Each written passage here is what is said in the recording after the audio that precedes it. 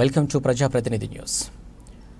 Congress party అందరి party అని రాష్ట్ర దేవాదాయ శాఖ మంత్రి కొండా సురేఖ, మెదక్ ఎంపీ అభ్యర్థి నీలం మధు అన్నారు. శుక్రవారం కౌన్సిలర్ రియాజ్ ఆధ్వర్యంలో మంత్రి కొండా సురేఖ, నీలం మధు ముదిరాజులు పట్టణంలోని ప్రముఖ జనుల్లాహు షాదా దర్గాలో ప్రత్యేక ప్రార్థనలు చేశారు. ఈ సందర్భంగా దర్గాకు చాదర్ సమర్పించారు. అనంతరం నీలం మధు గెలుపు కోసం ప్రత్యేక ప్రార్థనలు చేశారు. ఈ సందర్భంగా మంత్రి మాట్లాడుతూ కాంగ్రెస్ అందరి పార్టీ అని కేంద్రంలో కూడా కాంగ్రెస్ పార్టీ అధికారంలోకి రాబోతుందని తెలిపారు. దేశ భవిష్యత్ కోసం కాంగ్రెస్ పార్టీకి ఓటు వేసి గెలిపించాలని కోరారు.